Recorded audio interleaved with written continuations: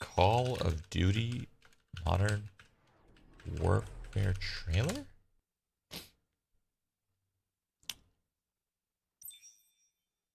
Oh, here it is, 5 hours ago, behind the scenes.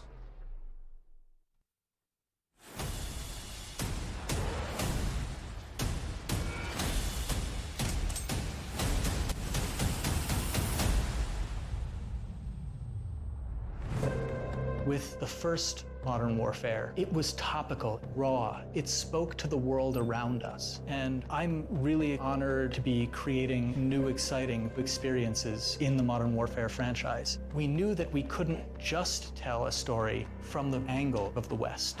It's about different perspectives, everybody trying to get what they want. A lot about war has changed. It's not about good and evil. It's all shades of gray.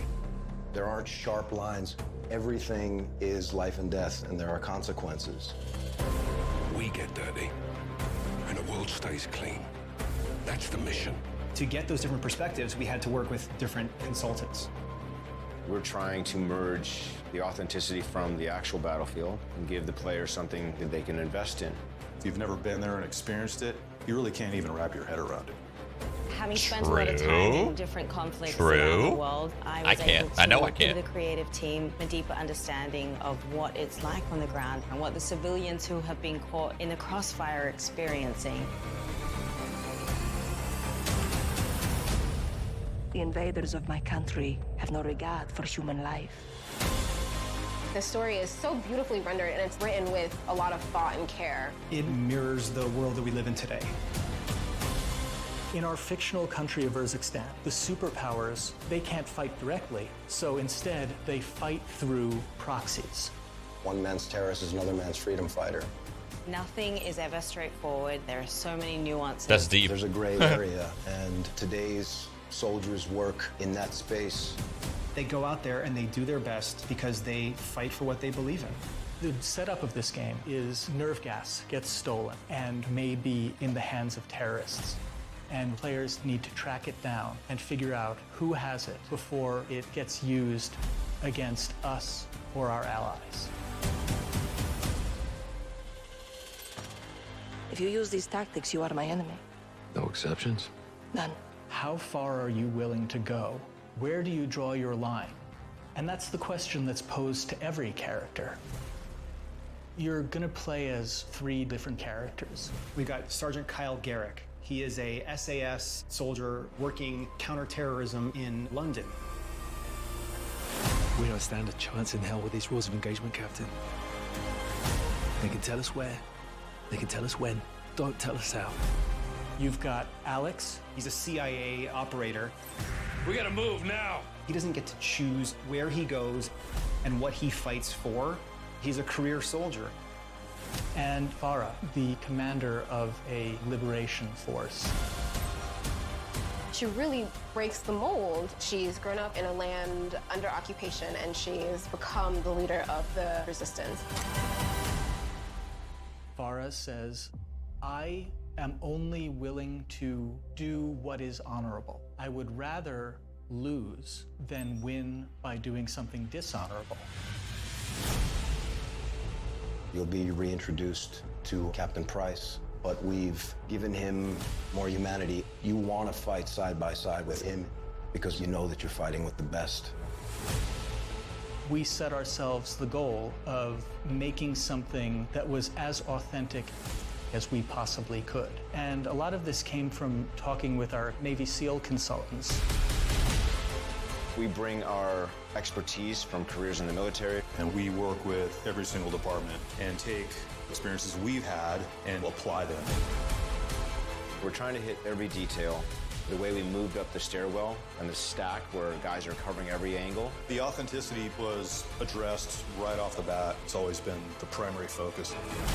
Our belief is that the more accurate we can make it, the more the player can invest in it. They said, if you want to tell a really important story, tell a story about imperfect men doing an imperfect job and being expected to do it perfectly.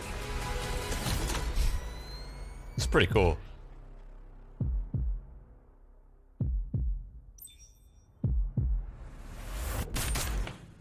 Secure. Where do we draw the line, sir? You draw the line wherever you need it. Soldiers are in really difficult situations. You have to process that information and make those split-second decisions. We've worked very hard to give players freedom to choose how these encounters are going down.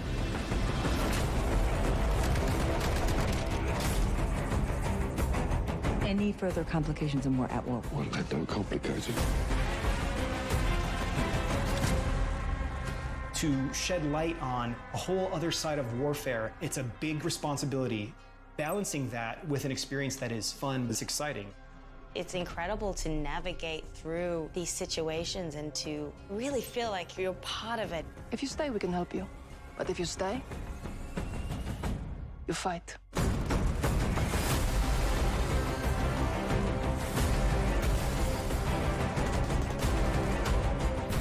There's no uniforms. You don't know if the guy across the street has a gun or not. It's just as important to know when to pull the trigger as it is to know when not to pull the trigger. I want the players to appreciate the complexities, but I also want them to have fun. We're always after this feeling of the controller disappearing out of your hands, feeling like I'm experiencing it from the perspective of the character. That allows us to tell these deeper, richer, more immersive stories. And with Modern Warfare, we've done that. At the end of the day, someone has to make the enemy scared of the dark. Jesus Christ. They ain't fucking around. They ain't fucking around. The amount of the push that they're doing for this game is crazy. It's actually crazy. I have never seen so much promotion behind a COD in such a long fucking time, dude. They do a lot of promotion usually, right? But this is like, they're going the fucking extra mile, man. The amount of promos and things that they've done. They got to be really confident in their game. You know what I'm saying? They got to be real confident. That's cool. It's crazy to think how many people fucking work on that game. Just, whew.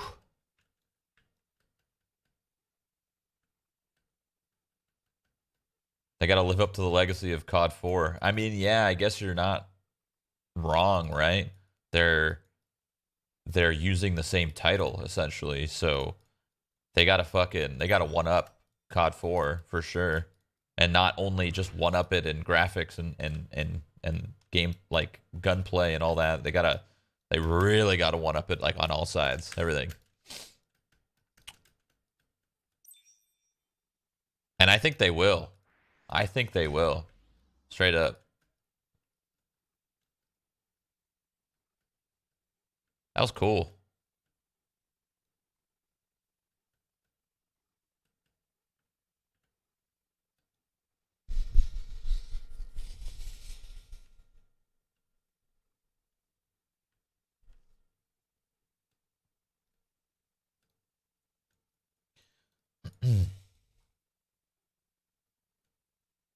Yeah, I agree. The one thing that's a little disappointing is I mean, they're still following the PS4 exclusivity, but I mean, it is what it is, man.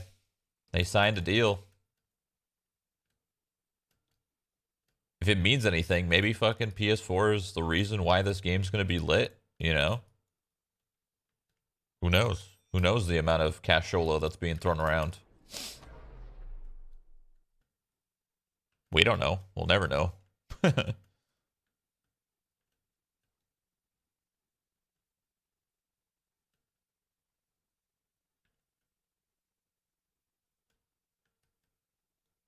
That's kind of the way I like to look at it. Like, exclusivity sucks in this case, but if the exclusivity enabled the company to reach further with their outside contracts, right? Get different people working on the game. You know, fuck it. If your numbers can go from like 300 people working on the game to like 1,000, fuck yeah.